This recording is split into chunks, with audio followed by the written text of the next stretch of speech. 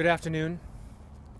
I'm Brian Mason, the District Attorney for Colorado's 17th Judicial District, which includes Adams and Broomfield counties. Today, a jury returned a verdict of guilty on first-degree murder and verdicts of guilty for 4 counts of attempted first-degree murder for the brutal murder of Jonathan Jaros on June 18th of 2022.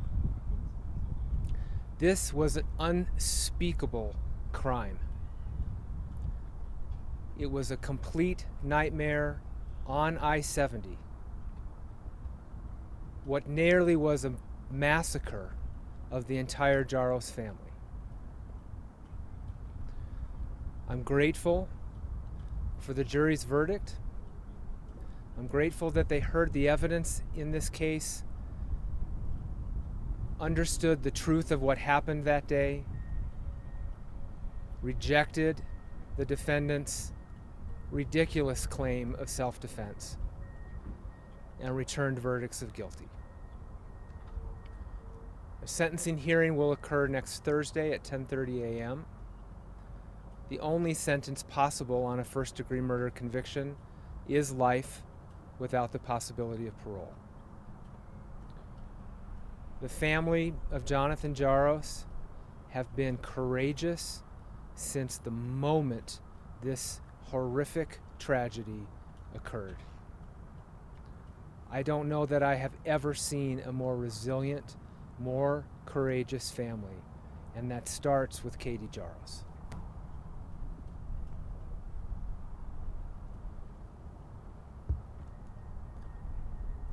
It's incumbent on me to also use this moment to say how deeply concerned I am about violence in our community.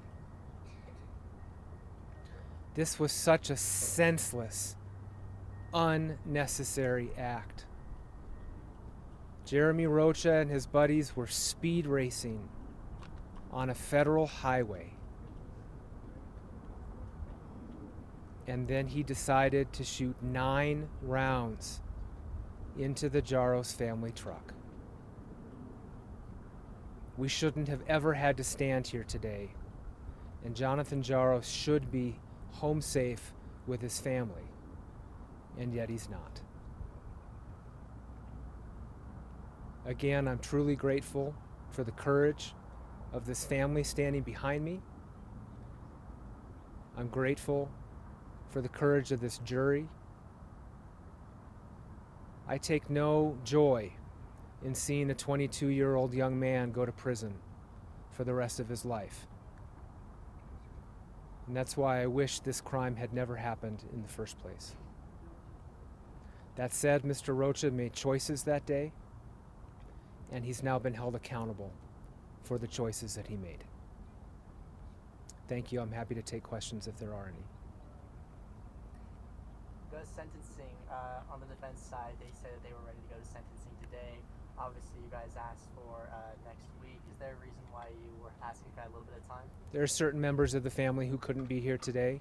We didn't know when the case went to the jury whether or not they would return a verdict today or not. We just needed a couple more days to get the people here who have the right to be present at sentencing. What is your guys' mental state now following this? It's been a long process, 2 years since this has happened. Where are we at right now at that moment? You know, I have had the privilege of spending time with the Jaros family for almost 2 years now. This case has taken a long time, as many homicide cases do, and they have been resilient throughout. I think there's a deep sense today of relief, a deep sense of justice being done, but also a deep sense of loss for Jonathan, and if I may, even a sense of sadness that another life is and another family is impacted by this as well.